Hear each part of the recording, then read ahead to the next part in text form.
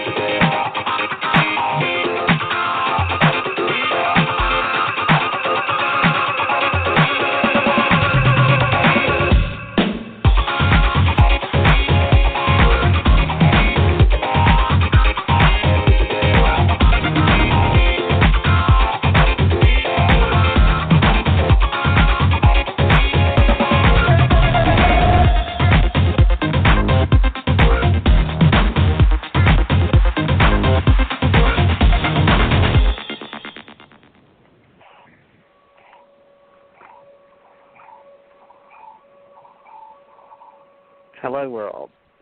This is TJ Morris, and you're listening to ET Radio. Welcome aboard, all you ground troops spinning around smartly on the planet.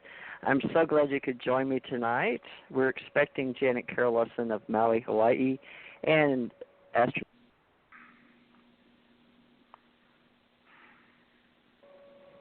Okay, I think I'm back on here with Dr. Richard Alan Miller, PhD in physics, and he's going to help us tonight. He's got a huge resume and in R&D and doing quite a lot of things with the future. And I've asked him for my own welfare being to help me explain where we're going in the future with all of this phenomenology. And he's helped us a lot throughout our reality, where a lot of people understand television and movies and how it affects us.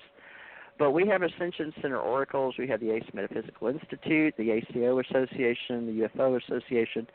And we have a Dr. Bruce Maccabee, PhD in physics, that works with us at the national level. And I've asked Dr. Richard Alan Miller, since he's always there for all of us and many of our friends in the metaphysical community as well as the spiritual community, to assist us. And he's here now. But Dr. Miller, stand by. Let me bring on Janet Lessin of Maui, Hawaii. Janet Lessin, can you hear me now? Hi, I can hear you. How are you doing? Wonderful. Great. Wonderful. I don't see Dr. Everybody's here. I don't see Ken, the astronaut, for the Allied Command. Okay, I'll get him. I'll get him. Okay, if you can. And in the meantime, Janet, you want to... Okay, and Janet's helping us with our ACO event managers all over the world and our ACO Association, our Alien Contact Organization, and our UFO Association. And she and I have been working together in radio since 2012, June 2012. All right, if you'll do that, Janet, just put yourself on mute, and I'll go ahead and let Dr. Richard Alan Miller. Dr. Miller, I've got quite a huge resume on you, but I'd like you to introduce yourself because I know you can do a much better job than I can. So, well, where do you want yourself. me to begin? I'm basically a polymath. In my junior and senior year in high school, my science fair projects were used 3 years later in 1964 with the Mariner 4 flyby Mars to measure the water on Mars. As a high school kid, I invented the first proposed a tachyon, and then created a tachyon factory using muons and the linear accelerator to measure the water on Mars. Back then it was called Cherenkov radiation. I was the first American to create particles going faster than the speed of light. That was in high school. Now, of course, old man DuPont got on that like staying on jet, and so he was at my graduation in high school, and then when I graduated from Washington State University in physics, he took me back east, and the rest is history. I started the SEAL program, Navy SEALs. I was a polymath, so I had grown up in the Philippines, and so I had martial arts. I was an athlete. I was a whiz kid that did code, And so I was everything they dreamed of except compliant. And I ended up working out of the Pentagon after I'd done the SEAL program. Back then it was called SEAL Corp out of Amherst, and I trained and developed SEAL Team 1 and then trained SEAL Teams 2 and 3. Then they moved me to the Pentagon, where I was lead physicist for a number of years, working under Dr. Carl Schleicher, the known AKA the Smoking Man. And I did all the paranormal studies for the military on the West Coast. That included Andrea Puharich was one of my mentors. I was at Mission Control when Ed Mitchell did the ESP studies. And I have a book out called ESP Induction Through Forms of Self-Hypnosis. That's where I started. And today I run bunkers for the military, and I'm writing. And my direction is in new areas called magic. It's the new direction in advanced physics. When we presume paranormal phenomena, and we see it all the time, but we've never addressed how does that work? Like a woman ripping a car door off to save her child in a flaming automobile. The adrenaline didn't make the bone in her body stronger than steel, so how can she do that?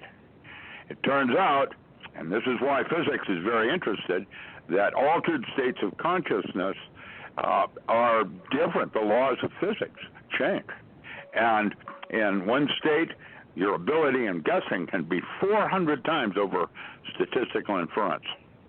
And, thinking with the gut, working with instinct.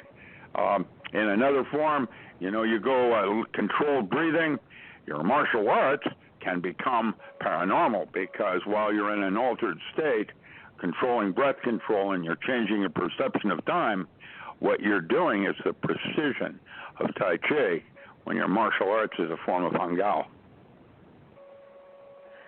Are you a martial arts or Tai Chi, or do you do that on a regular basis? Do I practice that? Or? Well, historically, okay.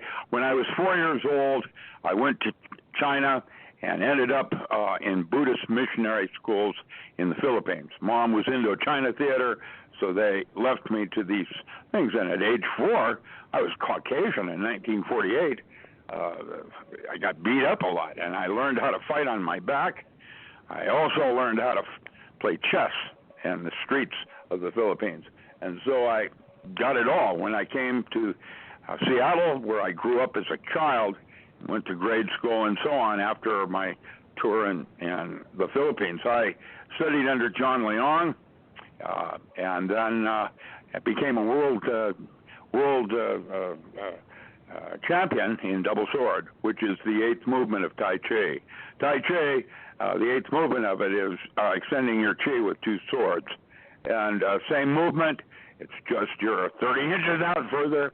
And of course, because of having studied with some world-class teachers, I learned secrets on how to control my perception of time, and so I could take my Tai Chi and move it into martial arts. I'm not a martial artist. I'm a nerd. And basically have never really been in a fight outside of a ring. Even as a Navy SEAL, I usually am not interested in fighting. I just will gently put somebody down so nobody gets hurt. I don't use martial arts to show off. I use it to survive, kind of like hunting for deer. I only do it when I need to eat. When can I attend your ESP workshops? Do I have to come to LA, or where will I? No, I had one here a couple months back at Tap Rock. It was really cool. People came in from all over the world, but I do these occasionally. I'd love to do one in Florida. What I'll do is I'll measure I get a baseline on you. First thing I do is I do an ESP test. We find out where you are, and then I go through what I discovered working with Edgar Mitchell and the ESP studies I did with James Urtak and several others, Theodore Piercos, others, and we made a discovery. There's an altered state very close to consciousness that if you can go right to that place right there, your ability in guessing can increase 400 times. And we use that on the psychic networks to set up evaluations where we would measure the quality of someone's, the psychic hotlines and things of that nature. And then what we do is go in and fine-tune them, take them to the next level, show them how to really fine-tune it. Back in the early 70s, Duke University, actually it wasn't Dr. Ryan's lab anymore, it was called the Foundation for the Study of Man, had moved across the street into a large sorority house, and they came and measured in the first psychic tournament that had Gene Dixon and Civil League, others that were there, and I won the tournament demonstrating a SEAL technique I trained SEALs in, I won it by 3 orders of magnitude. That the systems are, once you have in your mind's eye how something works, that's what makes it happen, not physics. Physics itself is like religion. It's a closed system. That's why you have 2 brains, and you're somewhere Malcolm in the middle. And what you're doing is trying to get through this weird place we call consciousness, which, by the way, isn't really real.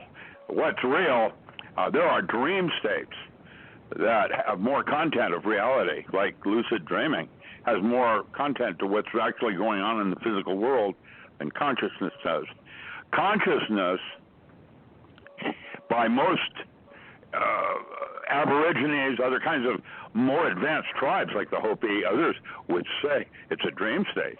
And because you're not actually, seeing reality, what you're doing is filtering it. And so we go into things like belief systems where you would say, I wouldn't have seen it if I hadn't believed it. And couches our belief systems and our cultural values, set up what realities we have available to us, whether these doors are open or not. And changing your worldview allows you different accesses to the world.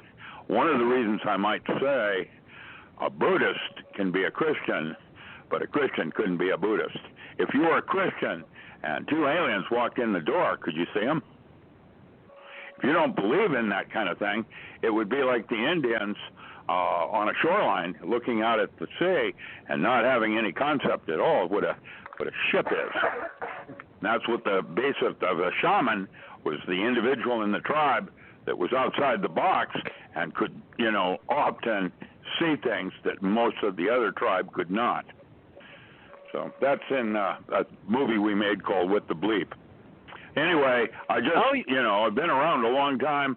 My backgrounds in science are solid. I have 2 doctorates in physics. I have 1 in medicine, anesthesiology, Harvard, and then I have Jungian psychotherapy. So I'm balanced and trying to figure this whole thing out, and I've just come to the conclusion it's not knowable. Doesn't work that way. So were you in What the Bleep? Yes, I was. There were several people then. You remember Jeffrey Mishlove? Mishlove, who wrote Roots of Consciousness, was one of my students at Evergreen. Can you believe that? Back at Washington State, in Washington State of Washington, years ago. So was Fred Allen Wolf. They were both students of mine back then. I'm that old. Well, that's my daughter's. I know, that's okay. You're not that old. You just have a long existence in this. Well, I've been around a long time. I'm starting to smell bad. Put me out of my misery. That kind of thing. Oh, come on. Now, I want to revisit what you said, and then you have something to say, TJ. This is Janet, by the way. Because it's very profound. I have a lot of lucid dreams. I spend a lot of time, and I was part of, Project Stargate. TJ and I were both recruited. Yeah. No, we were all part of that, yes. Yeah, so we were all part of that. And so this is like the whole key to the whole thing. We can change this existence. All we have to do is believe in it. So if we don't like it, switch the channel. Do something else. We're not a victim. Well, sometimes, right? Okay, there's another part. You're talking about conscious awareness, which constitutes possibly only 1/10 who you really are.